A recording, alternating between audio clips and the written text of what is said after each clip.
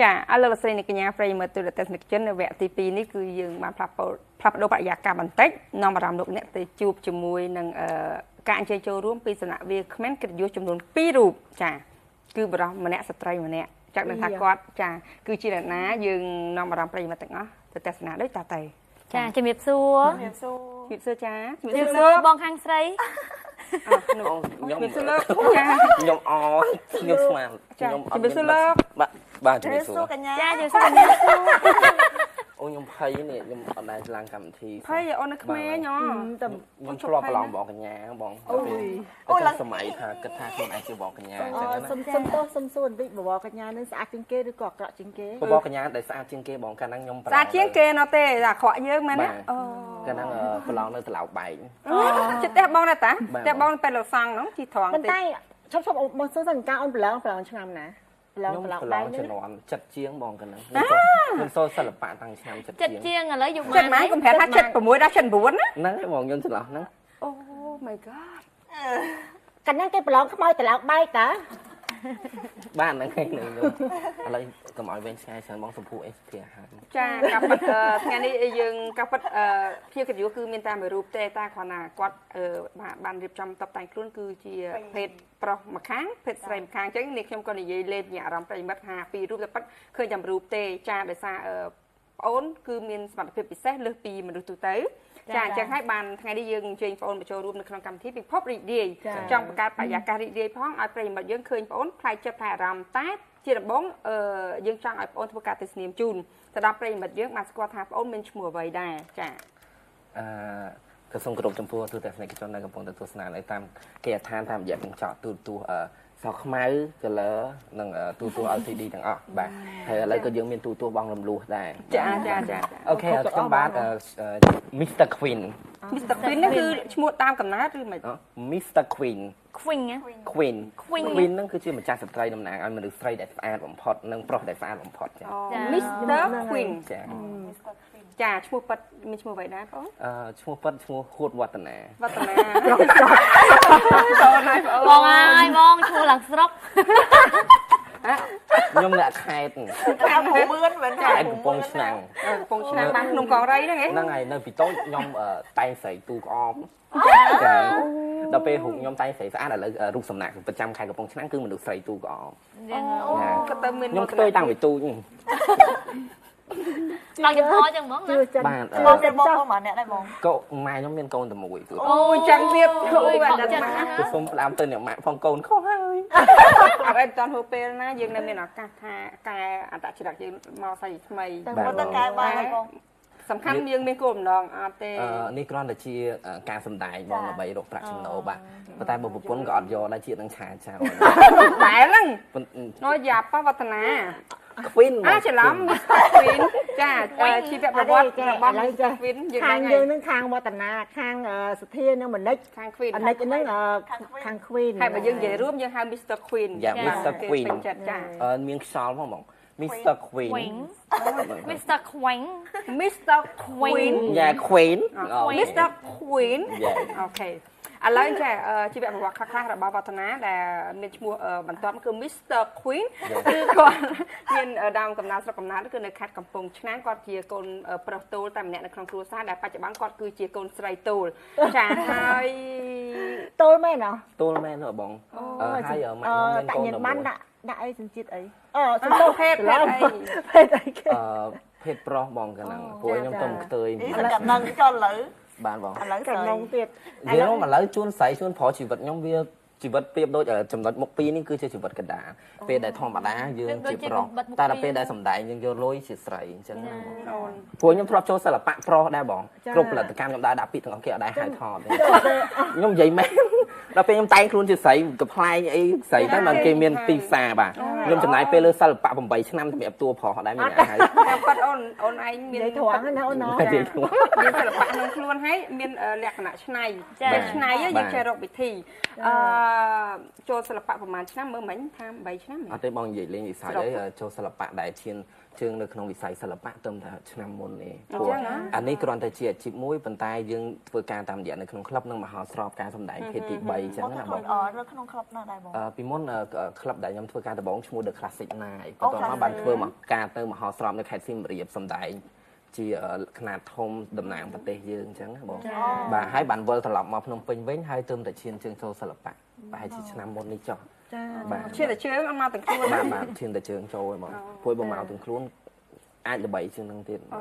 តែមិនអីទេយើងកុំប្រញាប់យើងសឹមប៉ុន្តែយើងចង់ដឹងថាតើMr. Queen អូយតើធ្វើចឹងបាក់ណាហើយវឌ្ឍនាមក អត់តែធ្វើចឹងខូច brand name ឈ្មោះ Mr. Queen Mr. Queen យ៉ា ចាមានការហាត់រៀនទេពីដើមឡើយមកអូន ចំពោះការសម្ដែងវិញខ្ញុំជឿជាក់ថាទាំងបទនេះគឺជាបទមួយដែលទូទាំងពិភពលោកប្រចាំប្រទេសនីមួយៗឲ្យតែប្រទេសហ្នឹងមានភេទទី3ឬមួយក៏មានមហាស្របជាភេទទី3គឺត្រូវតែមានបទហ្នឹងមួយតំណាងប្រទេសមិនថាប្រទេសជិតខាងដូចជាប្រទេសថៃទេអីគឺគាត់តែមានបទហ្នឹងតាមរយៈបទនេះមកក៏បទនេះបទអីបទសម្ដែងជាមិនចំហៀងប្រុសនិងចំហៀងស្រីបាទគឺខ្ញុំមើលទៅតាម YouTube ហើយក៏អត់មានគ្រូបង្ហាត់ដែរបន្ទាប់មកខ្ញុំក៏មិនមានគ្រូអត់ឯង YouTube ហ្នឹងបាទគ្រូអត់ចេះនិយាយបាទដល់ពេលចំពោះបទនេះគឺខ្ញុំសម្ដែងរៀនតាម YouTube តែដល់ពេលបទកំ pl ែងក្រោយៗទៀតយើងមានកំណត់អាប់ដេតខ្លួនឯងហើយក៏គ្មានគ្រូបង្រៀនដែរវាជាទេពកោសល្យបាទចាចង់សួរ Mr. Queen Mr. Queen មានការលំបាកទេនៅក្នុងការតុបតែងខ្លួនបែបនេះ និយាយរួមបងមានការលំបាកព្រោះជាធម្មតាពេលដែលខ្ញុំទៅសម្ដែង concert ធំប្រចាំប្រទេសយើងម្ដងខ្ញុំតែងតែជិះម៉ូតូដប់ទៅអញ្ចឹងធ្វើឲ្យមានការរាំងស្ទះចរាចរណ៍ច្រើនទាក់ទងជាមួយនឹងការធ្វើដំណើរដូចមុនមកប៉ុស្តិ៍នេះគឺខ្ញុំជិះម៉ូតូដប់មកទេគឺសូមអធិស្ឋានទៅដល់បងប្អូនដែលឃើញតាមផ្លូវមិញណាគឺខ្ញុំមកប៉ុស្តិ៍វិទ្យាវ័នចា៎ការប៉ັດមិនជឿថាគាត់និយាយនឹងក៏គាត់ក៏ចេញកំ pl ែងមកដែរធម្មតាបើសិនជាជិះម៉ូតូមកតាមផ្លូវមែនអញ្ចឹងមុខនេះមិនមែនជាការផាត់ម្សៅទេ ផាត់អីបងហើយបងមើលតែមើលសូម្បីតែកាមេរ៉ាក៏ចាប់សុំស៊ូមយកសាច់មុខខ្ញុំឲ្យជិតបន្តិចមកក៏បាន ស្អាតហ្មងណាអូនចាឥឡូវចាបងសុំសំណុំពរឲ្យ Mr. Queen អូនធ្វើការបែរណាបងសុំឲ្យកាមេរ៉ាយើងចាប់រូបភាពប្រុសខាងប្រុសណាឲ្យប្រិយមិត្តយើងបានចាខាង Mr. យើងឃើញថ្ងៃអីវិញឃើញថ្ងៃស្រីខាងណាឥឡូវអូនឯងមិញខាងប្រុសឥឡូវបងសុំខាង Queen មិញ Mr. ចា Queen អូយស្អាតជាងឯងសុំចាអូយសុំឲ្យទីអូយស្អាតអូយគួយទៀត អូយឃើញខ្ញុំឃើញខ្លួនឯងស្មារតីសัตว์អីមិញ អត់ទេមិនចាអរគុណហើយមកចាំមកស្អាតណាបាទជារួមបងមនុស្សជាច្រើនទូទាំងពិភពលោកហ្មងគឺគាត់ស្គាល់ខ្ញុំពាក្យច្រើនគេថាខ្ញុំស្អាត ចាហើយបងសួរដូចឆោតណាឥឡូវចេះការប៉ັດទៅយើងតបតែងខ្លួនជាលក្ខណៈបរិសុទ្ធជាហៀងស្ត្រីមួយជាហៀងចឹងប្រកាសជាមានការលំបាកជាងគេបើសិនតែមនុស្សគេមកទោះភេទទី ទៅខ្ញុំនេះទៅដល់តែគេបើថាគេធ្វើគ្រូគេធ្វើទាំងពីរដល់ពេលឯងឯងត្រូវធ្វើបង្ហាញជាដៃលុយអត់ទេបងឆ្លៀតក្នុងឱកាសនេះក៏សូមថ្លែងអំណរគុណទៅដល់ហាងកែសម្ផស្សនៅឯប្រទេសថៃគាត់យកខ្ញុំជា presenter ដើម្បីកែដើមទ្រូងខ្ញុំចំនួនមួយចំហៀងនេះបងបាទ presenter sport ហ្នឹងគឺចេញនៅឆ្នាំក្រោយការកែដើមទ្រូងតែមួយចំហៀងអញ្ចឹងបើសិនជាបងភេទទី3ក៏ដូចជាបងភេទទី3ចំនួនក្រោយមានចំណាប់អារម្មណ៍ក៏ដូចជាបរោះចង់ឲ្យមានដើមទ្រូងស្អាតគឺអាចកែមួយចំហៀងដូចនាងខ្ញុំបងបាទវាជាអច្ឆរិយៈបៃគីងនេះអត់មានទេបងខ្ញុំចង់ស្លៀកពាក់ប្រុសធ្វើមិនបានមួយចំហៀងហ្នឹង ស្កត់បងឆ្ងល់ហ្នឹងចេះបងប្អូនរៀបជួយគិតគ្នាមើលខ្ញុំកំពុងពិបាកគិតដែរហ្នឹងបើយើងនេះយើងអាចដោះទុកសិនទៅបងអូណៃដោះមិនស្រួលយើងឲ្យមិនឲ្យគេដេចិត្តយើងលុបដោះចេញដោះចូលគឺស្រួលបាទដល់ពេលយើងដេចិត្តវាពិបាកដែរស៊ីលីកូយើងលុបដោះចេញដោះចូលបានបាទម្យ៉ាងគិតទៅកំ pl ែងក៏ប៉ុន្តែថ្ងៃនេះវត្តនាឃើញសើចចាវត្តនាគេសាយប្រិយមិត្តសាយតាមរយៈការទស្សនានៅកញ្ចក់ទូរទស្សន៍វត្តនាហៅ Mr. Queen ចាបានចូលមកបង្កាត់បរិយាកាសសប្បាយរីករាយគឺថាក្នុងន័យមួយចង់ឲ្យបងប្អូនយើងបានសើចសប្បាយចាប៉ុន្តែក៏មានសមត្ថភាពពិសេសដើម្បីបង្ហាញជូនចាដែលមនុស្សដទៃពិបាកនឹងធ្វើដោយប្អូនចាបងស្រីចាមានថ្លៃហ្មងចាត្រូវហើយចាហើយតាមសូមនិយាយរួមជាធម្មតាទៅតាមកម្មវិធីច្រើនអីសូធម្មតាឧទាហរណ៍ថាក្នុងពេញថា150ឧទាហរណ៍អញ្ចឹងណាតែនៅតាមចង់និយាយថានៅតាមកម្មវិធីជប់លៀងអីចឹងកាយអញ្ចឹងបងអរគុណចានិយាយលេងទេណា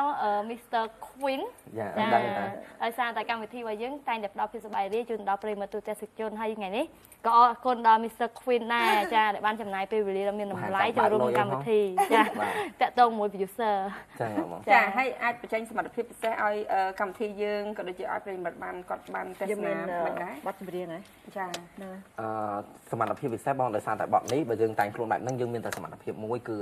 ការ អង្គុយឯហ្នឹងតិចមកអង្គុយឯហ្នឹង ជំនាញប្រុសជំនាញតែអង្គុយហ្នឹងគេខ្លាចខ្ញុំកាប់ឥឡូវចាប់ខ្ញុំកាយបង្ការខ្ញុំនិយាយមកទេហ្នឹង ការពិតគាត់ត្រូវបែរមកខាងវិលចុះវិលឡើង បាទតាមបទចម្រៀងនៃការសម្ដែងបាទបងប៉ុន្តែបើសិនជាការសម្ដែងក៏ប្លែកបែបលក្ខណៈត្រាំងសូលលក្ខណៈថាផ្សេងdancing show អីយើងទៅសម្លៀកបំពាក់បែបផ្សេងដែរបងដល់ពេលយើងតែងខ្លួនអញ្ចឹងយើងទៅឈរជើងមិនកើត ត្រូវ តអង្គុយជាងណា ឥឡូវអង្គុយជ្រៀងបានអត់ បាទបង អង្គុយជ្រៀងបាន ក៏ អ ប៉ុន្ ត់ តែខ្ញុំក៏ជាមនុស្សម្នាក់ដែលមានសម្លេងពីរោះដែរ ចាអូឥឡូវអូតិចចឹង តែតើនៅវិស័យចម្រៀងនេះគឺខ្ញុំអាចឈានជើងចូលសិល្បៈនៅវិស័យចម្រៀងនៅបន្តិច អូ ទៀត ខ្ញុំទៅស្ដាប់ហើយស្មាគុំចំមិត្ត អូទៅក៏ទៅស្ដាប់ មិនទៅបង ទុះមេក្រូហ្មង កាយ មើលមាត់ បាត់ជាងមើលមាត់មុំបាត់ព្រោះណាអូនអូយអូនជាងព្រោះមែនតើបងសុំសរសើរបាត់ជាង7តង់ម្នាក់ឯងអូនមានដូច និយាយមែនតែបងខ្ញុំជាមនុស្សមួយដែលមានសមត្ថភាពតង់ច្រើននៅក្នុងបទចម្រៀងពេលច្រើនតារាចម្រៀងមួយគាត់ជឿតែ1តង់2តង់ តែហៅផ្លូវដោះស្រាយឃើញទៀតណា នេះគឺជាចំណុចពិសេសបងឥឡូវខ្ញុំសួរកម្ពុជាតារាចម្រៀងប្រចាំប្រទេសយើងមួយណាដែលច្រៀងតង់ច្រើនដូចខ្ញុំអញ្ចឹងបើសិនជាខ្ញុំចូលនៅក្នុងផលិតកម្មគឺខ្ញុំគឺជាអច្ឆរិយៈសម្លេងបាទតែពេលខ្ញុំជឿថាអញ្ចឹងក៏ធម្មតាផលិតកម្មផ្សេងៗអាចតាក់ទងមក Mr. Queen បានបាទព្រោះត្រូវការចំណាប់អារម្មណ៍ ចាឥឡូវបង្ហើបសម្លេងតិចចឹងបញ្ចេញសម្លេងតិចទេ ទួយទៅ ផ្លាត់ sponsor កម្មវិធីហ្នឹង អត់អីទេមិនឃ្លាទៅឃ្លាតោះយើងដើម្បីយើងញ៉ាំបរិយាកាសយើងឲ្យសុបាយរីកតោះ ចង់បងមាន ប ជា ង ង ស្ ប្រុស រី បាត់ ចឹងបត់ស្រីប្រុស ใส่พอหมอ ហ្នឹងហើយឆ្លងឆ្លើ តែ យតោះ បងប្រុស ឃ្លាបានទេណាសុំតែមួយឃ្លាណាអត់ឲ្យ ចេះ លើ ទៅសំណាប់យកដេកអីចឹងទៅ ដំបងគេជាងមិនបងបង មើលមិនសើថ្ងៃក៏ដល់ណាស់ ចាំជួយបង នេះស្រីទេស្រីមុននេះ ទៅស្រីមុនវិញ ចា អត់ខ្ញុំចេះជាងបាត់នេះមួយ តោះសួងស្ដីអរុនសួស្ដីថ្លៃហើយអើយថ្លៃនាងជើញទៅគ្នាទឹកមាត់មែនតើនឹងចាំជួយកាត់ផងបាទសួស្ដីជួយច្រៀងគ្នាអី មក សួងស្ដីអរុនសួស្ដីថ្លៃហើយអើយថ្លៃអញ្ជើញទៅណាដល់ពេលស្រីគេឆ្លើយថាម៉េចបង សួស្ដីអរដូចគ្នាហ្នឹង ដល់ពេលស្រី អ្នកប្រុសប្រំប្រៃ ខាងនោះម្ដងមក ណាស្រងសួស្ដីអ្នកប្រុសប្រំប្រៃអញ្ជើញទៅ បាទសម្លេងហ្នឹង បានហើយសម្រាប់សម្រាប់ សុខសាន្តណាស់បង ចាសម្រាប់ មិនចឹងមិនក៏សម្លេងមិនអត់ណាទួយចង់ជ្រៀងហើយមែនឥឡូវមិនសុំមក អត់ទេព្រោះ ឈប់ បង ទៀត ព្រោះ មកទៅដល់គាត់សក់ឡើងសើមជោគ អត់អីចឹង អូតែពិតមែនទេគាត់មានសមត្ថភាពខាងសម្ដែងហើយខ្ញុំធ្លាប់បានឃើញការសម្ដែងរបស់គាត់ តាមវត្តណាដែរបង អត់ទេតាមកម្មវិធីហើយចាចា ព្រោះខ្ញុំអាសាសម្ដែងតាមវត្ត ហ្នឹងហើយតើបត់ណារៀមសូវគ្រប់អូនប្រកែមកហ្នឹងហើយ ម៉ែខ្ញុំមើលតាមផ្ទះហើយនឹងយ៉ាងណា ក៏អសូរហ៊ុនគាត់ណាជឿ បាទប៉ុន្តែខ្ញុំសុំផ្ដាំទៅអ្នកម្ដាយថាជាតិនេះខ្ញុំ កូនខុសហើយក ូនអត់ខុសទេបងទទួលយក នៅអ្វី ការងារនេះពិតមែនថាមានប្រឆាកពីធម្មជាតិណាប៉ុន្តែចំពោះមនុស្សស្រីខ្ញុំថាប្រហែលជាអត់ទទួលយកអ្នកណាក្រៅពីនិយាយផងខ្ញុំម៉ាក់ផងខ្ញុំហើយនឹងបងអូនស្រីផងខ្ញុំទេអញ្ចឹងបាទអញ្ចឹងបើចំពោះមនុស្សស្រីប្រហែលជាខ្ញុំអត់មានភរិយាបាទព្រោះខ្ញុំមានទូនាទីមួយ support ពួកគាត់អញ្ចឹងនិយាយរួមឆាចា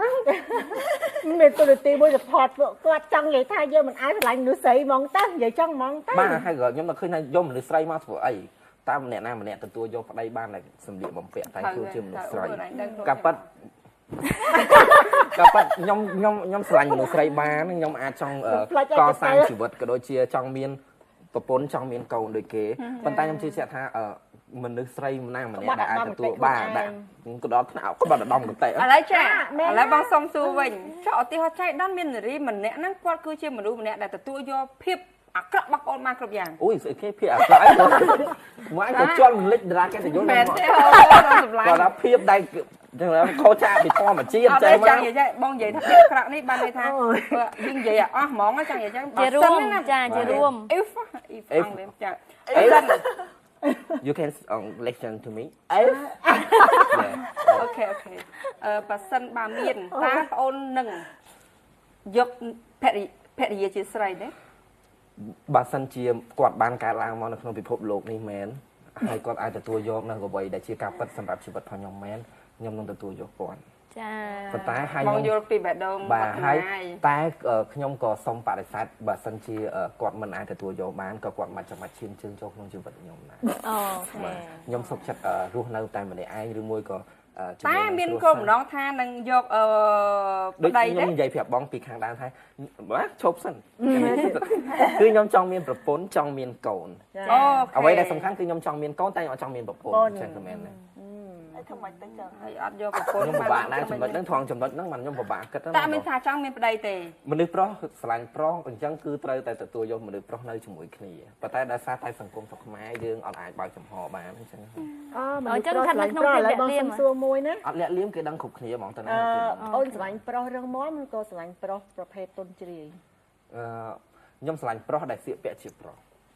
រឹងមាំ មានន័យថាគាត់ប្រុសហើយស្លៀកពាក់ជាមនុស្សស្រី ហើយបងដើរទៅធ្វើស្រី អូយអាហ្នឹងពាក់ព័ន្ធទៅដល់នេះទៀត អត់ទេ និយាយការពិត ដឹងចា ធម្មតាខ្ញុំមានប្រពន្ធដែរខ្ញុំនិយាយតាមត្រង់ណាបងប៉ុន្តែខ្ញុំមានប្រពន្ធប្រុស អញ្ចឹងយើងដើរតួជាតួអង្គប្រុស បាទ ជា និយាយ ប្តី ខ្ញុំដូចខ្ញុំនិយាយអូយមកអង្គុយនៅមុខនេះពិបាកឆ្លៃគឺប្រុសក៏បានស្រីក៏បាន អូ តែ តែ បានជាពិសេសបាទពិសេ អូយ ស បាត់ យល់ហើយប៉ុន្តែចង់និយាយថាយើងដើរតួអង្គនៅក្នុងការដែលយើងនៅជាមួយនឹងអ្នកដែលយើងស្រឡាញ់ហ្នឹងយើងដើរតួអង្គជាប្តីឬប្រពន្ធតែមិញហ្នឹងគាត់បានប្រាប់ថាគាត់ជាប្តីគាត់មានប្រពន្ធតែប្រពន្ធហ្នឹងក៏ជាប្រុសដែរ បាទពេលដែលខ្ញុំស្លៀកពាក់បែបនេះមានន័យថាមនុស្សប្រុសនិងមនុស្សស្រីគឺអត់មានបែងចែកទៀតទេបងមិនមែនទេឥឡូវទាំងការងារអ្វីមនុស្សស្រីក៏អាចធ្វើបានប្រុសក៏អាចធ្វើបានបាទអញ្ចឹងនៅក្នុងការឆ្លាញ់របស់ខ្ញុំប្រុសខ្ញុំអាចធ្វើបានស្រីក៏វាអត់មានលក្ខណៈសម្គាល់ អត់ទេចង់និយាយថាអញ្ចឹងការពិតតកតូនទៅនឹងប្រភេទ MSM ណាប្រុសស្រឡាញ់ប្រុសហ្នឹងណាគឺសម្រាប់បងមានការយល់ដឹងច្រើនអញ្ចឹងពួកអីបងធ្លាប់ធ្វើការនៅក្នុងអង្គការចាដឹងថាមនុស្សប្រុសស្រឡាញ់ប្រុសមានច្រើនប្រភេទមនុស្សប្រុសដូចអូនចឹងការស្រឡាញ់មនុស្សប្រុសរឹងមាំជាប្រុសស្លៀកពាក់បរោះចំតួរឹងមាំនិយាយចំគឺបរោះពេញលក្ខណៈ ទៅហ្មងលក្ខណៈថាបរោះនៅស្រឡាញ់បរោះនេះបើគាត់ដាច់ខាតគឺខ្ញុំអ្វីដែលខ្ញុំនេះគឺគាត់មិនមែនជាស្លៀកពាក់ជាស្រីប៉ុន្តែបើសារធាតុកាយវិការអត្តចរិតមានន័យថាគាត់ជាមនុស្សប្រុសហើយដែលស្រឡាញ់ប្រុសមានន័យថាទោះបីជាគាត់ខំសម្ដែងនៅអ្វីដែលជាភាពរឹងមាំគ្រាន់តែជាការសម្ដែងរបស់គាត់ទេបើសិនជាគាត់មិនអញ្ចឹងគឺគាត់មិនមានភាពទន់ខ្លួនជាស្ត្រីនៅក្នុងហ្នឹងក៏គាត់អាចមកស្រឡាញ់ប្រុសបាទដល់ពេលអញ្ចឹងបាទ យល់ហើយឥឡូវនេះបងចង់សួរសំណួរបន្ថែមមួយទៀតសម្រាប់ថ្ងៃអនាគតតើបងអូនមានគម្រោងអីបន្ថែមទៅនឹងការងារអាជីពនេះពេលនេះហ៎ ចំពោះអាជីពជាអ្នកសម្ដែងផ្ទាល់ខ្លួនខ្ញុំគិតថាវាមិនអាចវែងឆ្ងាយសម្រាប់ខ្ញុំបានច្រើនទេបងប៉ុន្តែអ្វីដែលខ្ញុំស្រឡាញ់គឺការច្នៃប្រឌិតទៅលើសម្លៀកបំពាក់ការច្នៃប្រឌិតទៅលើការតុបតែងមុខបែបប្លែកៗហើយសប្តាហ៍ថ្ងៃគឺខ្ញុំមានជាគ្រូបង្វឹកផ្នែកជាមួយនឹងការដើរមហាម៉ូដនិងការសម្ដែងខ្លះៗបងបាទអញ្ចឹងសន្សំជាមួយនឹងបទពិសោធន៍ទៅថ្ងៃអនាគតបើសិនជាបទពិសោធន៍ទាក់ទងនឹងការបង្ហាត់បង្រៀនក៏ដូចជាការច្នៃប្រឌិតខ្ញុំកាន់តែកើនឡើងខ្ញុំចង់នៅជាមនុស្សម្នាក់ដែលនៅក្រោយ system ការងារសិល្បៈមិនមែនដើម្បីចង់បញ្ចេញសមត្ថភាពរបស់ខ្លួនឯងនេះគឺជាទស្សនៈមួយដែលអាចធ្វើឲ្យខ្លួនខ្ញុំឈានជើងចូលក្នុងវិស័យសិល្បៈបានបាទតមកទៀតក៏យើងមានការងារនៅពីក្រោយសិល្បៈអញ្ចឹងបាទ ល្អតាមានកំណត់បែបហ្នឹងពេលខ្លះការងារដែលនៅថាជាអ្នកគេថា master អង្សែនណាជា costume ចាវាថិតថេរជាងយើងខ្លួនយើងកាន់អាជីពហ្នឹងបាទចាអញ្ចឹងយើងធ្វើអញ្ចឹងឥឡូវយើងសម្ដែងទៅដល់គេស្គាល់យើងច្រើនហើយយើងក៏បានប្រែក្លាយខ្លួនទៅវិវត្តរកការងារថ្មីផ្សេងទៀតក៏តែនៅក៏ស្ថិតនៅក្នុងអាជីពសិល្បៈនេះព្រោះយើងមានដងហ្នឹងហើយអញ្ចឹងយើងយល់ច្រើនពីការងារសិល្បៈអញ្ចឹងយើងប្រកាសជាអាចដឹកនាំនិងគ្រប់គ្រងអាការងារតាក់ទងទៅនឹងសិល្បៈហ្នឹងបានល្អចាអរគុណណាស់មុននឹងលាពីកម្មវិធីយើងវឌ្ឍនាហៅ Mr. Queen ចាមានពាក្យអ្វីចង់និយាយទៅកាន់ប្រិយមិត្តក៏សូមអញ្ជើញបាទក៏សូមគោរពជាចុងក្រោយនេះក៏សូមថ្លែងអំណរគុណទៅដល់ស្ថានីយទូទួលពលរដ្ឋដែលបានអញ្ជើញខ្ញុំមកក្នុងកម្មវិធីនេះដោយឲ្យពិធីការនីទាំង4ខំខ្ញុំយ៉ាងស្ពឹកមុខអូនខំគឺបាញ់ខ្ញុំយ៉ាងស្ពឹកមុខបាទខំហ៎បាទបងបងនិយាយអត់ខឹងទេមនុស្សខ្ញុំតែងតែជាស្ពាំងស៊ីបមួយសម្រាប់មនុស្សជុំវិញខ្លួនបាទហើយក៏សូមជូនពរទៅដល់ប្រិយមិត្តទាំងអស់ដែលកំពុងជាពិសេសគឺទស្សនិកជនដែលកំពុងតាមដានគេហៅថាជួបប្រទេសតែសេចក្តីសុខនិងសេចក្តីសប្បាយទាំងអស់គ្រប់គ្រងគ្រួសារចាការពិតពួកបងលេងច្រើនបាទខ្ញុំដឹងតែបងអូយមុខឃើញទេចឹង រឿងឯងគេទ្រាំដែរចាអរគុណច្រើនបងក៏អរគុណបងអូនណាស់ដែលបានចូលរួមក្នុងកម្មវិធីបងយើងនៅក្នុងថ្ងៃនេះចាជាបទពិសោធន៍មួយបាទខ្ញុំណូតទុកបងបាទ វាជាបទពិសោធន៍មួយសម្រាប់សិល្បករសិល្បករដែលគាត់មានជំនាញនិងសមត្ថភាពសម្ដែងច្បាស់លាស់ពីព្រោះថាបើសិនជាយើងជាអ្នកសិល្បៈពិតប្រាកដយើងចេះនៅជំនាញអ្វីមួយធ្វើត្បិតតែបងអូនអញ្ចឹងមិនមែនមិនមានសមត្ថភាពច្រៀងពីព្រោះមិនមានរូបរាងសង្ហាប៉ុន្តែបងអូនមានចំណុចមួយដែលដូចពួកបងមិនអាចធ្វើបានគឺសមត្ថភាពពិសេសហើយការសម្ដែងទាំងអស់នោះគឺកំពុងតែទទួលបានការពេញនិយមនៅក្នុងប្រទេសរបស់យើងតាក់ទងទៅនឹងសិល្បៈថ្មីមួយហើយជាពិសេសការតុបតែងខ្លួននិងសម្លៀកបំពាក់ថ្មីសម្រាប់បងអូនចា៎ ខ្ញុំនៅសល់សម្លៀកបំពាក់ច្រើនទៀតដែលជាពិធីករពិធីការនីបងគឺផ្លែផ្លែមែនតើអញ្ចឹងបើ user កម្មវិធីអីចាប់អារម្មណ៍ចង់អញ្ជើញមកក្នុងពិធីករអីចាអូនអរគុណសម្រាប់វឌ្ឍនាចាអរគុណលៀបដល់ទៀតអត់ចប់សោះបងចាអរគុណកម្មវិធីរបស់យើងនៅក្នុងវគ្គនេះសូមពេលសម្រាប់បន្តិចសិនយើងនឹងជួបគ្នានៅវគ្គក្រោយជាបន្តទៀតចា